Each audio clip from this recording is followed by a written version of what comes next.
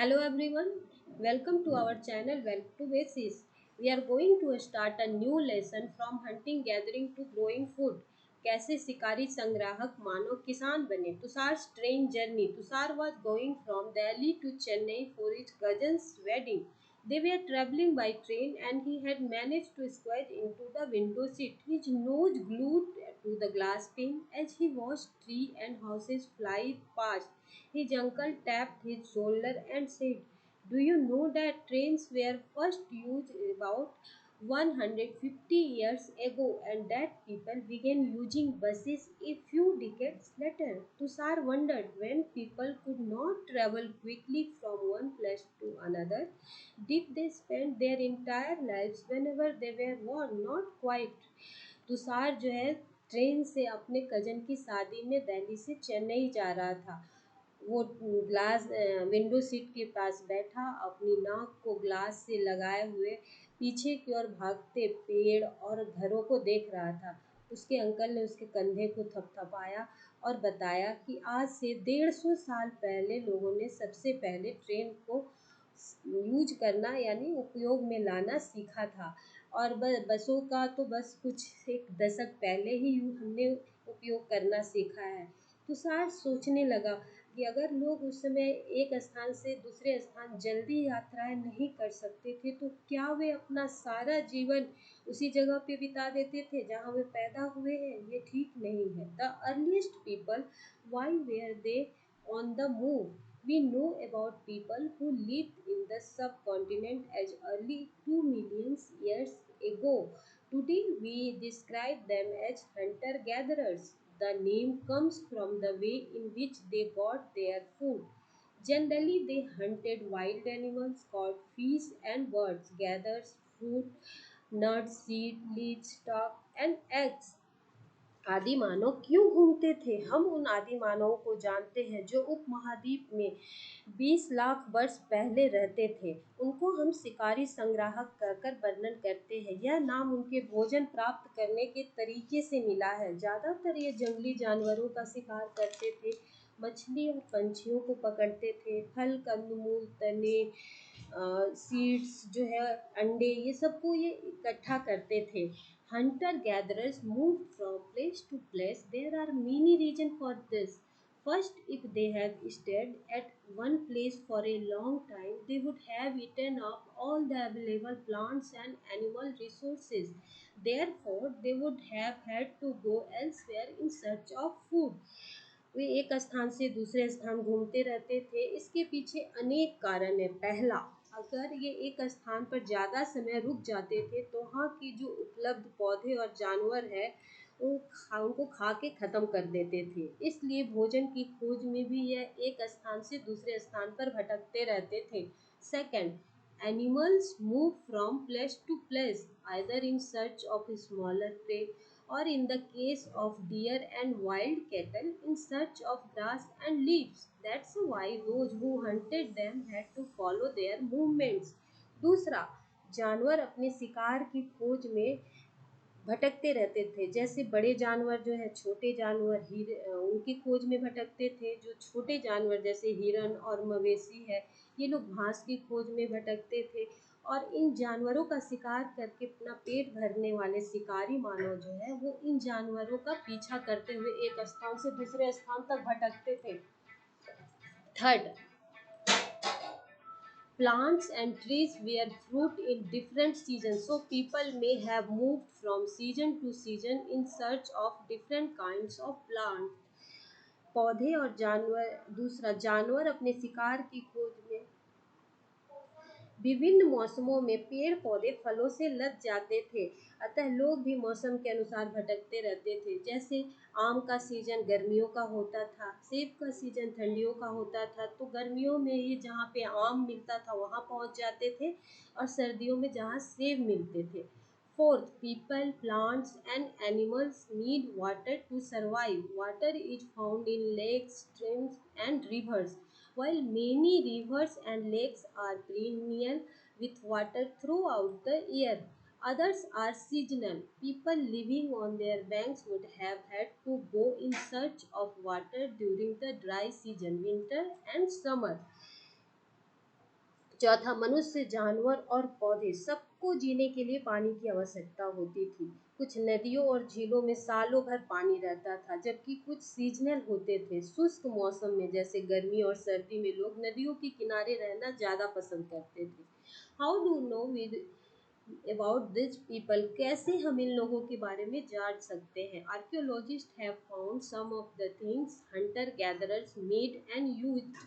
It is likely that people made and used tools of stone, wood, bone, of which stone tools have survived best.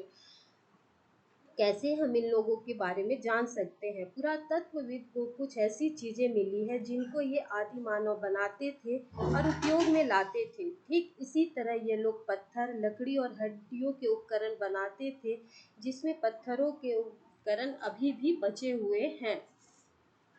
Some of these stone tools were used to cut meat and bone, scrape bark from trees, and heat animal skin, chop fruits and roots. Some may have attached to handle of bones and wood to make spears and arrow for hunting. Other tools were used to chop wood, which was used as firewood. Wood was also used to make huts and tools. कुछ पत्थर के उपकरण मांस और हड्डियों को काटने, पेड़ की छाल और जानवरों की खाल निकालने और फलों और जड़ों को काटने के काम आता था। कुछ के हैंडल हड्डियों और लकड़ियों के बने होते थे। भाला और तीर से ये लोग शिकार करते थे। इसके अलावा कुछ उपकरण लकड़ियों को काटने के काम में आता था। लकड़ियाँ ये लोग जलाने के काम में लेते थे। इसके अलावा लकड़ियों से अपनी झोपड़ी बनाते थे और अपने नए उपकरण भी बनाते थे। आप नीचे के चित्रों में देख सकते हैं कि किस तरह वो कंदमूल जो है पत्थर के उपकरण से निकाल रहे हैं। दूसरे चित्र में देख सकते हैं वो जानवरों को खाल कर ठीक उसी पत्थर के उपकरण से सिल रहे हैं। Changing a place to live in. Look at the map to below. All the places marked with red triangle are sites from which archaeologists have found evidence of hunter-gatherers. Hunter-gatherers lived in many more places, only some are shown on the map. Many sites were located near sources of water such as river and lakes. आप map 2 को देखिए, कुछ स्थानों को लाल त्रिकोण से mark किया गया है। इन स्थानों को पुरातत्वविद के अनुसार शिकारी संग्राहक मानव के रहने के स्थान है। यहाँ पे इनके रहने के प्रमाण मिले हैं। वैसे ये कई जगहों पे रहते थे, लेकिन इस मैप में कुछ ही जगहों को ही दिखाया गया है। ज़्यादातर स्थान पानी के पास स्थित है, मतलब नदी या झील के किनारे स्थित है। पत्थर के उपकरण उनके लिए बहुत जरूरी थे, अतः वैसे स्थान की खोज में भी ये लोग रहते थे जहाँ अच्छे किस्म के पत्थर मिल सके। आप मैप 2 में देख सकते हैं ये जगह भीमबेटका जो कि मध्य प्रदेश में है, हुसंगी और कर्नूल कैप्स ये वो जगह है जहाँ पे हमारे ये आदि मानव के रहने के साक्ष्य मिले हैं। As stone tools were important, people tried to find places where good quality stone was easily available. ऐसे पत्थरों की तलाश में रहते थे जहाँ वो जिसके वो उपकरण बना सके, अच्छी क्वालिटी के पत्थरों के। इसके वजह से भी ये घूमते रहते थे। नीचे आप देख सकते हैं ये गुफा चित्र दिया गया है, ये भी मध्य प्रदेश में स्थित है। यहाँ पे आदि मानवों द्वारा बनाए गए हुए पेंटिंग या उस समय की चित्रकारी मिली है। Finding out about fire. Find the kernel caps on map 2. Traces of ash have been found here. This suggests that people were familiar with the use of fire. Fire could have been used for many things, as a source of light, to roast meat and to scare away animals. ये आपको मैंने map 2 में भी कर्नूल गुफा की तरफ दिखाया था। यहाँ पे कुछ राख के साक्ष्य मिले हैं जो ये बताते हैं कि उस समय के लोगों को आग के बारे में पूरी जानकारी थी। उस समय आग का खोज हो जाना भी बहुत बड़ा इन्वेंशन था। इसमें ये जो जानवरों का शिकार करते थे उस मांस को भूनते थे और खाने पे में स्वादिष्ट भी लगा और वो पाचन में भी ठीक रहता था। दूसरे इसी आग से ये लोग अपने गुफाओं में रोशनी करते थे, बड़े जानवरों को डराते थे, भगाते थे। a changing environment. Around 12,000 years ago, there were major change in the climate of the world with a shift to relatively warm conditions. In many areas, this led to the development of grasslands. This in turn led to the increase in the number of deer, antelope, goats, sheep, and cattle, that animal that survived on grass.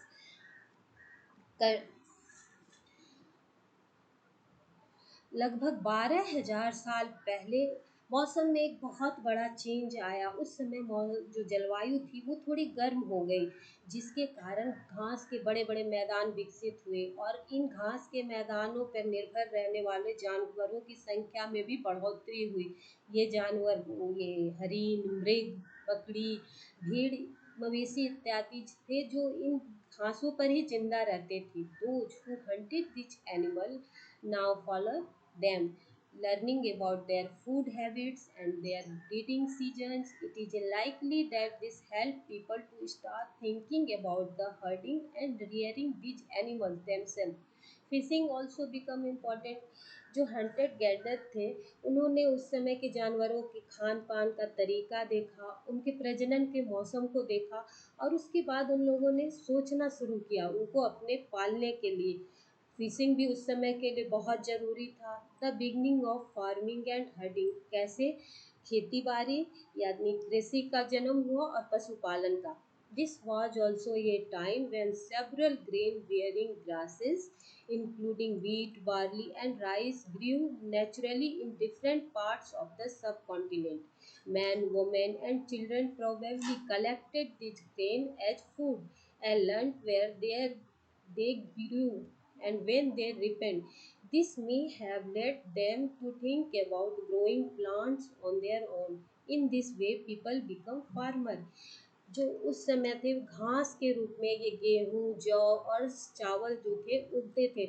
उस समय के लोगों ने इसे इकट्ठा किया और उन्होंने फिर गौर से सीखना शुरू किया कि कहाँ पर ये जो ग्रेन, ये अनाज उगते हैं, किस सीजन में उगते हैं और कब ये पकते हैं। इसके बाद उन्होंने खुद से ये सोचना किया शुरू किया कि क्यों न इनकी जो खेती है हम खुद से करें। इस तरह वो किसान बने। People could also attract and then tame animals by leaving food for them near their shelter. The first animal to be tamed was the wild ancestor of the dog. Later, people encouraged animals that were relatively gentle to come near the camps where they lived. These animals, such as sheep, goat, cattle, and also the pig, live in the herds, and most of them ate grass. Often, people protected these animals from attack by other wild animals. This is how they become herders. उस समय के जो आदि मानव थे, इन्होंने कमजोर जानवरों को अपने तरफ आकर्षित करने के लिए उन्हें भोजन देना शुरू किया। सबसे पहला जो इनके द्वारा पाला गया जानवर था, ये इन कुत्तों की जंगली पूर्वज थे। इसके अलावा ये जानवरों को प्रोत्साहित करने लगे कि ये इनके आसपास आकर रहे। ये जानवर भेड़, बकरी, मवेशी और सूअर थे जो झुंड में रहते थे और घास खाते थे। इसके अलावा ये इन छोटे जानवरों को बड़े जानवरों के आक्रमण से भी बचाने लगे। इस तरह आदि मानव जो है पशुपालक बना। आपको मेरा ये वीडियो कैसा लगा नीचे कमेंट बॉक्स में ज़रूर लिखिएगा और अगर अच्छा लगे तो इसे लाइक, सब्सक्राइब और अपने दोस्तों में शेयर करना नहीं भूलिएगा। इसके अलावा अगर आपके और भी कोई डाउट हो तो आप कमेंट बॉक्स में मुझसे पूछ सकते हैं। तो धन्यवाद, मिलती हूँ नए वीडियो में रिमेनिंग पार्ट के साथ।